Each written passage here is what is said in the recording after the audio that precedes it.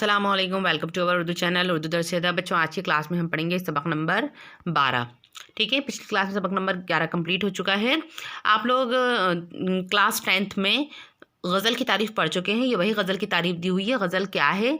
हिस्सा नज़्म में से ये एक सिन्फ़ है नज़्म की, जिसको हम गज़ल कहते हैं। गज़ल अरबी ज़बान का लफ्ज़ है। इसके लग़वी मायने महबूब से गुफ्तगू करना या बातें करना है। उर्दू में गज़ल की सिन्फ़ फ़ारसी से आई है। इसमें तसव्वुफ़ को बहुत अहमियत हासिल थी। गज़ल में अमूमन इश्किया बातें बयान की जाती हैं। सब कुछ आप पढ़ चुके हैं, है ना? और इसका पहला शेर जिसमें दोनों मसले हम काफ़िया और मतला कहलाता है। मतले के बाद अगर दूसरा शेर भी हम काफ़िया हम रदीफ़ होता है, हुस्न मतला है, ज़ेबी मतला कहते हैं।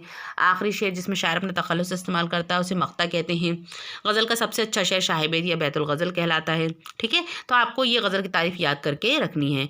मिर्ज़ा असदुल्लाह ख़ां की सवाने हयात भी आप पढ़ चुके हैं। एक नज़र आप डाल लीजिएगा इस पर खुद से ही।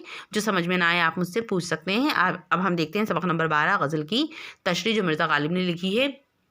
देखिए क्या लिखा है इसमें। कोई उम्मीद बर नहीं आती, कोई सूरत नज़र नहीं आती, मौत का एक दिन मुअय्यन है, नींद क्यों रात भर नहीं आती।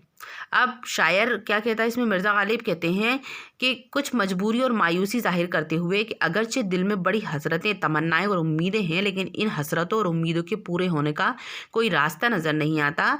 तो शायर कहता है कि मुझे नहीं लगता कि इसकी कोई तमन्ना पूरी होगी, है ना। गालिब ने लोगों को बेफिक्र होने की ताकीद की है कि जो मौत से डरते हैं। कहते हैं कि मौत के डर की वजह से जो लोग रात रात भर नहीं सो पाते, उनको ये बात समझ लेना चाहिए कि मौत का एक दिन मुकर्रर है और वो अपनी मुकर्रर वक्त पर ही आएगी। इसलिए हमें इससे डरना नहीं चाहिए, बल्कि उसकी तैयारी करना चाहिए। ठीक है, आगे आती थी हाले दिल पे हंसी, अब किसी बात पर नहीं आती।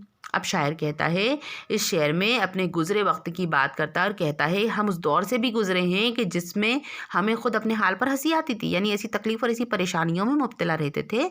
लेकिन अब तकलीफ़ और परेशानियों को बर्दाश्त करने की तो ऐसी आदत हो गई है कि अब किसी बात पर हमको हंसी ही नहीं आती।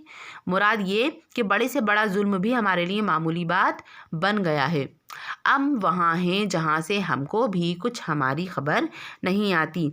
अब शायर अपने ज़माने की सितमगिरी और अपने ऊपर हुए जुल्म को याद कर रहा है और कहता है दुनिया वालों ने हमारे ऊपर इतने जुल्म सितम किए हैं कि हम बेबस और लाचार हो गए हैं और हमारे हालात ऐसे हो गए हैं कि हमें खुद अपने आप को ख़बर नहीं कि हम कहाँ हैं, इन हालात से बाहर कब निकलेंगे। इस शेर में शायर का इशारा अंग्रेज़ों के जुल्म सितम की तरफ है जो उन्होंने दिल्ली वालों पर किए थे। ठीक है, मरते हैं आरजू में मरने की, मौत आती है पर नहीं आती। अब शायर कहता है कि इतने जुल्म सितम ज़माने ने हम पर कर दिए हैं कि उसकी वजह से आज हम मौत की आरजू में मरे जा रहे हैं, लेकिन यानी दिन रात मौत को याद कर रहे हैं कि काश हमको मौत आ जाए, दुनिया की मुसीबतों से हमको छुटकारा मिल जाए, लेकिन हमको मौत आती ही नहीं है।